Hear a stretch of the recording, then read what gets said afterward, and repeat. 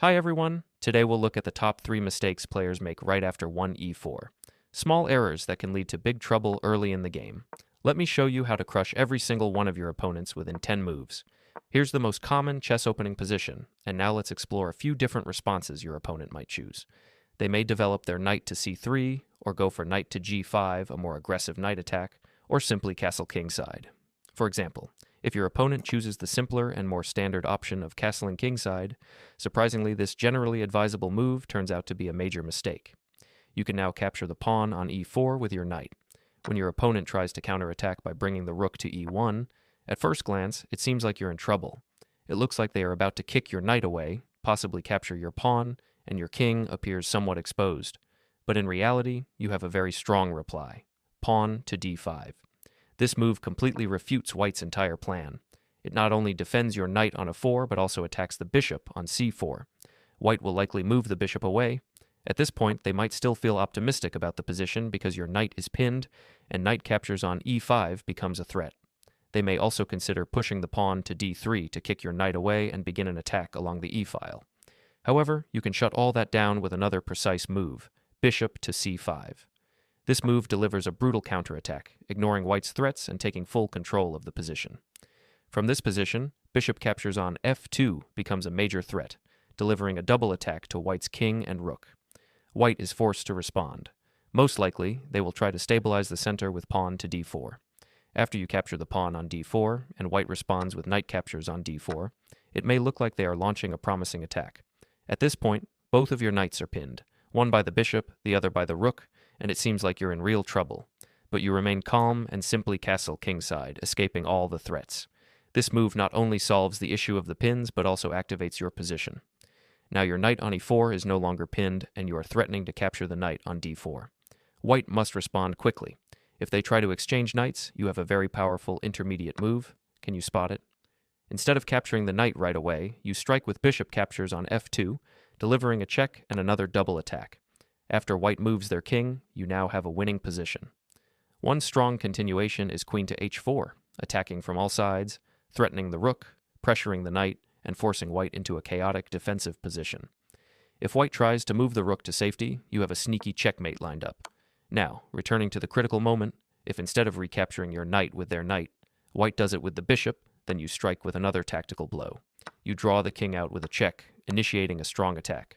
Once the king moves back, you follow up with another check. As the king shifts again, you overwhelm white by placing your bishop on a powerful square, attacking the queen, still threatening their bishop, and maintaining pressure. Now you're also up 2 pawns. If white dares to capture your bishop, you finish the sequence with queen captures on e1, and white's position is completely destroyed. The second most common mistake arises when white tries to launch the so-called fried liver attack. But in this position, you have a very surprising counterstrike: knight captures on e4. I love playing this gambit in blitz games because the refutation is incredibly tricky and unknown to 99% of your opponents. First, knight captures on e4 by white doesn't actually work, because after pawn to d5, you recover your knight with a strong central position. But the real question is, what happens if white goes for their main idea, bringing the knight to g5, followed by knight captures on f7, forking your queen and rook? At first glance, it looks like white is completely winning, but in reality, this is already a decisive mistake, although it's extremely hard to realize unless you're familiar with the trap. You now respond with queen to h4, beginning a powerful counterattack. White already has no proper defense against this.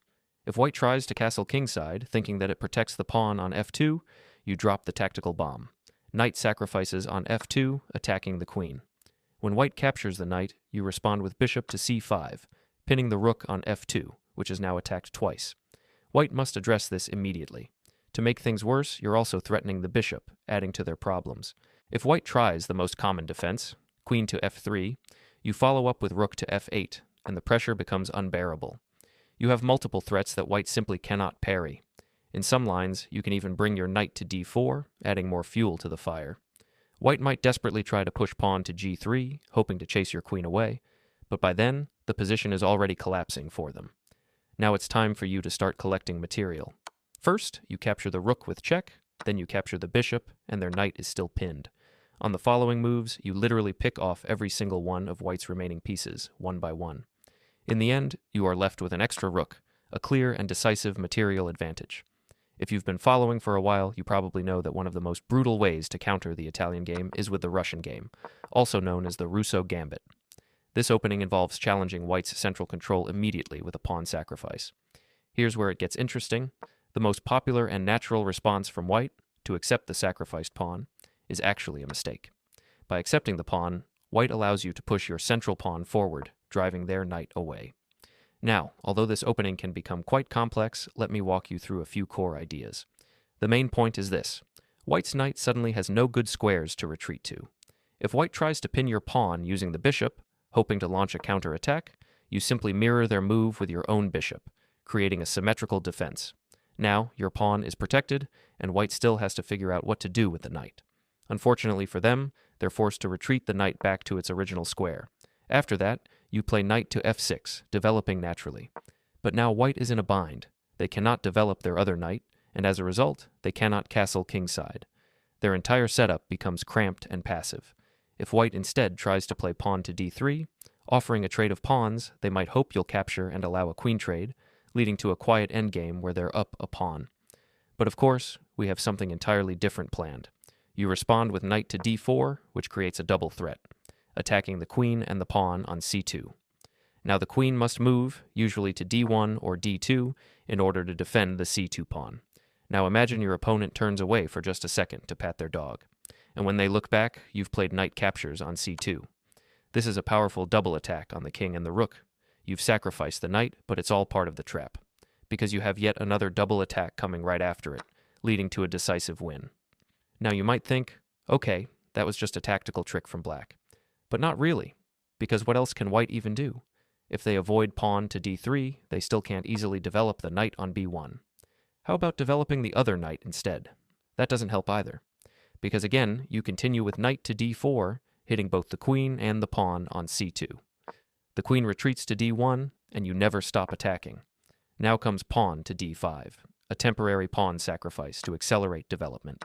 After pawn captures on d5, you play bishop captures on f5, and suddenly you have a winning attack. There are simply too many threats for white to deal with.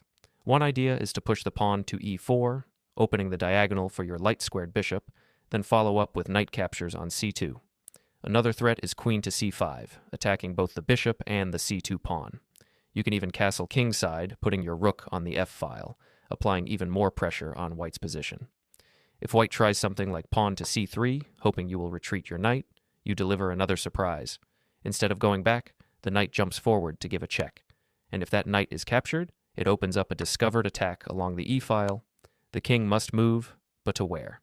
King to f1 is not an option because you follow up with a devastating bishop check, which leads to checkmate within a few moves.